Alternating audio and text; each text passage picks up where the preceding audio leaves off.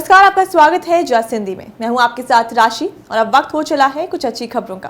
तो आइए बढ़ते हैं आज की पहली गुड न्यूज की ओर। दिल्ली में रायसीना डायलॉग 2023 की बैठक हो रही है। इस बैठक में अमेरिका, चीन और ऑस्ट्रेलिया के विदेश मंत्री मौजूद हैं। रायसीना डायलॉग 2023 बैठक के दौरान ऑस्ट्रेलियाई विदेश मंत्री पेनी योंग ने भारत को लेकर बड़ी बात कही। उन्होंने कहा कि हिंद प्रशांत महासागर क्षेत्र में भारत के बिना पुनर्गठन का कोई काम किया नहीं जा सकता। ऑस्ट्रेलियाई विदेश मंत्री ने आगे कहा कि भारत एक अहम और महान ताकत है। आइए सुनते हैं क्या कहा पेनी योंग ने।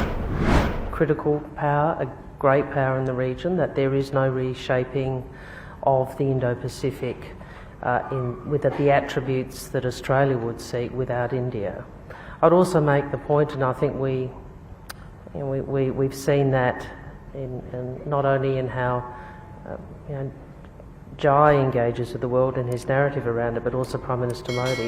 India is a civilizational power, brings a different perspective to some of the challenges of these times. For us, our interests lie in a world which is being reshaped and a region which is being reshaped, in working through this and the architecture of the region to ensure a region which I describe as stable, peaceful, secure and respectful of sovereignty. So our geography and our interests lead to complementarity.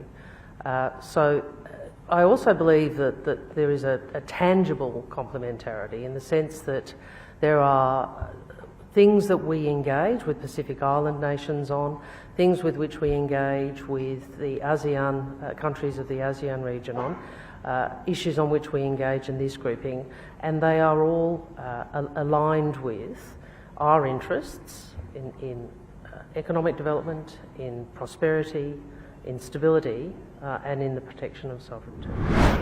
एक ठोस और उदार लोकतंत्र के लिए पारदर्शिता बहुत जरूरी है, इतनी जरूरी जितना सांस लेना।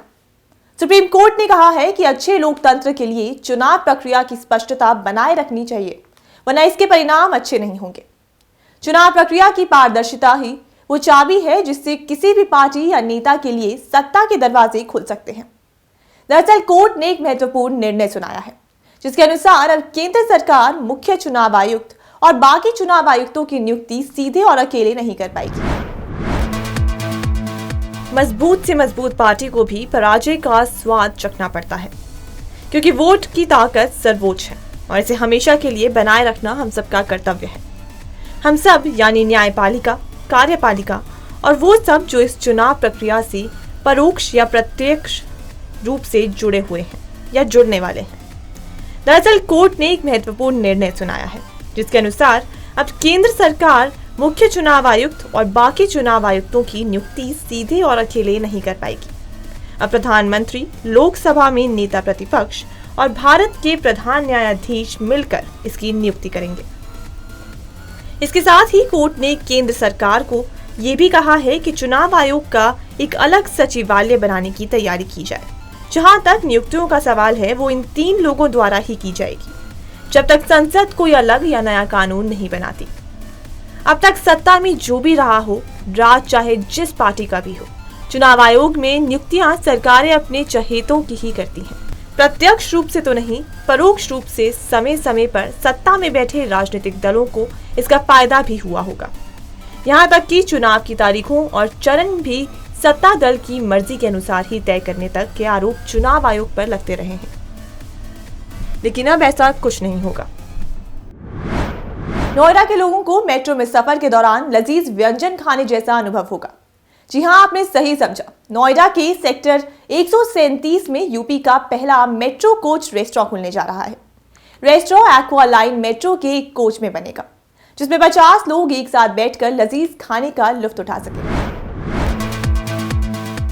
इसके लिए बाकायदा एनएमआरसी ने एक निजी कंपनी को इसका किराए पर लाइसेंस दिया है।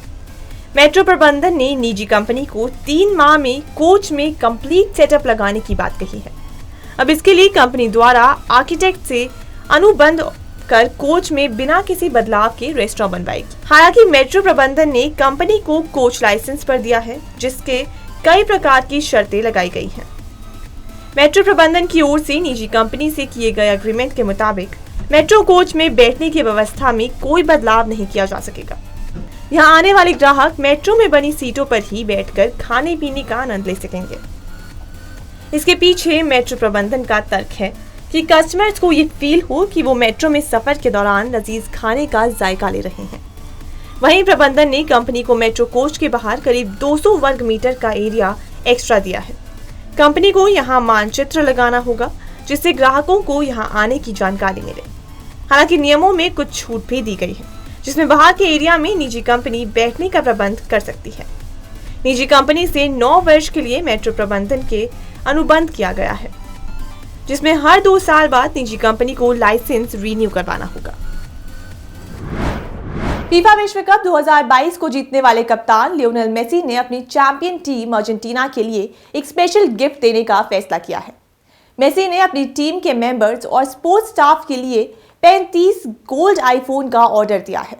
यह आईफोन पूरी तरह से पर्सनलाइज्ड है। मीडिया रिपोर्ट्स की माने तो इन्हें अर्जेंटीना के कप्तान ने शनिवार को अपने पेरिस के अपार्टमेंट में पहुंचा दिया था। बता दें कि लियोनेल मेसी की कप्तानी में अर्जेंटीना ने पिछले साल वर्ल्ड कप जीता था। इस जीत ने मेसी को काफी भावुक कर दिया था क्योंकि इसके लिए उन्होंने 2 दशक से भी ज्यादा लंबा इंतजार किया था।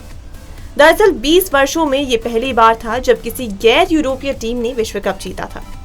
मेसी इस जीत से इतना खुश थे कि उन्होंने जीत में शामिल टीम के लोगों को इस स्पेशल गिफ्ट देने का फैसला किया। रिपोर्ट के अनुसार आईफोन की कीमत 1,75,000 पाउंड यानी लगभग 1,73 करोड़ है। रिपोर्ट में एक सूत्र के हवाले से बताया गया है कि लियोनेल अपने सबसे प्राउडेस्ट मोमेंट का जश्न मनाने के लिए कुछ करना चाहते थे, लेकिन घड़ियों जैसा कोई नॉर्मल गिफ्ट नहीं चाहते थे। इसके लिए उन्होंने उद्यमी बेन लियोन के साथ कनेक्ट किया और उन्होंने एक साथ ये आइडिया सोचा। रिपोर्ट में आगे बताया गया है कि हर आईफोन पर प्रत्येक खिलाड़ी के नाम और अर्जेंटीना का लोगो लगा हुआ है। आईफोन के पीछे हर खिलाड़ी के नाम के साथ उनका जर्सी नंबर भी है। सभी आईफोन पर वर्ल्ड चैंपियंस भी लिखा गया है। इस फोन को iDesign ने डिजाइन किया है। iDesign के सीईओ ने मेसी की तारीफ करते हुए कहा कि वो काफी अच्छे कस्टमर में से एक हैं। उन्होंने आगे कहा कि मेसी ने विश्व कप फाइनल में कुछ महीने बाद हमसे संपर्क किया था। उत्तर प्रदेश में श्री कृष्ण की तीर्थ नगरी मथुरा में होली का उत्सव जारी है, जहां बुधवार को नंदगांव में होली खेली गई। इस दौरान टेसू के सुगंधित फूलों से बनाया गया प्राकृतिक रंग नंद भवन में मौजूद हर किसी के तन मन को अपने रंग में रंग रहा है। नंदगांव का नजारा कुछ ऐसा था कि रंगीली गीली और लठमार होली चौक पर लाठियां बरसाने की आवाज हर किसी को अपनी ओर खींच रही थी। इस दौरान अबीर गुलाल के रंग बिरंगे बादल घुमड़ घुमड़ कर नंद भवन में पहुंच रहे लोगों का स्वागत कर रहे थे, जहां चारों ओर ढोल नगाड़े ढप आदि वाद्य यंत्रों पर लोग थिरक रहे थे। जहां द्वापर में जब फागुन सुदी नवमी को भगवान श्री कृष्ण अपने सखाओं के साथ होली के बाद बिना कोई उपहार दिए बरसाना से नंदगांव आ गए थे, तो बरसाना में सभी गोप गोपियों ने बैठक की। इस बैठक में फैसला लिया गया कि फगुआ लेने के लिए नंदगांव नंद भवन चलना चाहिए। अगले दिन दशमी को बरसाना के गोपी ग्वाल जुड़ मिलकर फगुआ लेने के लिए नंद भवन गए। यहाँ द्वार पर खड़े होकर कहने लगे कि फगुआ दे मोहन मतवारे फगुआ दे। फगुआ के बहाने एक बार फिर नंद के गांव में होली होती है। फाग महोत्सव की इसी लीला को साकार करने के लिए बरसाना के बाद नंदगांव में लठमार होली का आयोजन बुधवार को किया गया।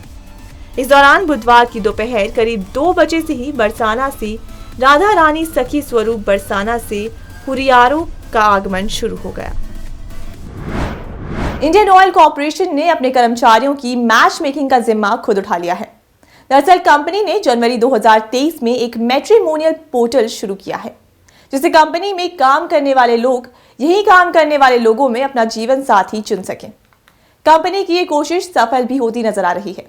24 फरवरी को इस सर्विस के जरिए कंपनी के 2 कर्मचारियों ने शादी की।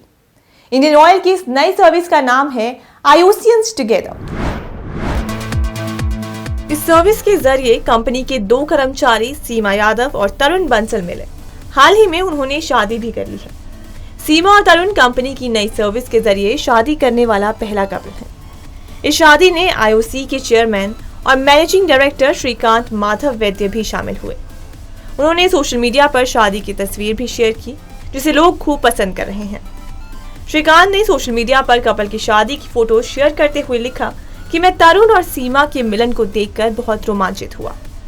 हमारे प्लेटफॉर्म आईओसियंस टुगेदर के जरिए अपना जीवन साथी पाने वाला ये पहला कपल है।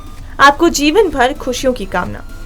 सीमा और तरुण पिछले 5 साल से कंपनी के रिसर्च और डेवलपमेंट डिपार्टमेंट में काम करते हैं। मैट्रिमोनियल पोर्टल के लॉन्च होने के बाद इनकी मुलाकात हुई, फिर अगले ही महीने दोनों शादी के बंधन में बंध गए। वुमेन्स इंडियन प्रीमियर लीग का मैस्कॉट शेरनी है। इसको शक्ति नाम दिया गया है। गुरुवार को बीसीसीआई सचिव जय शाह ने इसे जारी किया। इसका वीडियो बीसीसीआई की सोशल मीडिया पर पोस्ट किया गया। पहली बार हो रहे WPL के जोरदार ओपनिंग की भी तैयारियां पूरी हो गई हैं। महिला प्रीमियर लीग 2023 का पहला मैच 4 मार्च को मुंबई इंडियंस और गुजरात जॉइंट्स के बीच खेला जाएगा। आइए डालते हैं इस वीडियो पर एक छोटी सी नजर।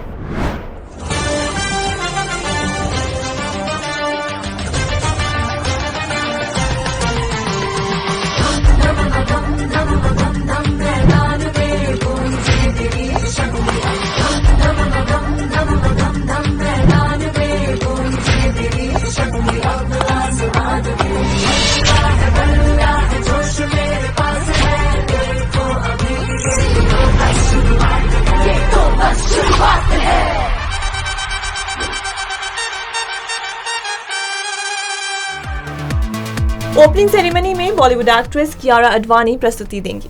लाइव इवेंट में एक्ट्रेस बॉलीवुड के बेहतरीन गानों पर डांस करेंगी। WIPL 23 दिन तक चलेगा। लीग की शुरुआत 4 मार्च को मुंबई के DY पाटिल स्टेडियम में गुजरात मुंबई मैच के साथ होगी। फाइनल मुकाबला 26 मार्च को मुंबई के प्रेबन स्टेडियम में खेला जाएगा। इन्हीं 2 स्टेडियम में पूरी लीग खेली जाएगी। 5 टीमें 23 दिन में 22 मुकाबले खेलेंगी। इनमें 20 लीग, 1 एलिमिनेटर और 1 फाइनल होगा। पहले सीजन में 4 डबल हेडर मुकाबले खेले जाएंगे। लीग के पहले सीजन में 5 टीमें हिस्सा ले रही हैं। इनमें Delhi Capitals, Gujarat joints, Mumbai Indians, royal Challengers Bengaluru और यूपी वॉरियर्स शामिल हैं। WIPL के हुए ऑक्शन में भारत की उप कप्तान और top order batter Smriti Mandhana सबसे महंगी बिकी। उन्हें रॉयल चैलेंजर्स बेंगलुरु ने 3.40 करोड़ रुपए में खरीदा। ऑस्ट्रेलिया की एशली गार्डनर और इंग्लैंड की नेटली स्टीवर ब्रेंट सबसे महंगी विदेशी खिलाड़ी रही। दोनों को 3.20 करोड़ रुपए में खरीदा गया। इस ऑक्शन में 448 खिलाड़ियों ने भाग लिया था। कुल 87 खिलाड़ी खरीदी गई। इनमें 30 विदेशी और 57 भारतीय खिलाड़ी थी।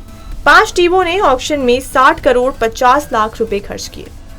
कुल 20 खिलाड़ी करोड़पति बनी। इनमें 10 विदेशी और 10 भारतीय रही। गुड न्यूज में आज के लिए सिर्फ इतना ही। फिर लौटूंगी कुछ अच्छी खबरों के साथ। तब तक के लिए मुझे दीजिए इजाजत और देखते रहिए जस्ट हिंदी। बाकी आप अपना फीडबैक हमें info@justbroadcasting.com पर मेल करना ना भूलें।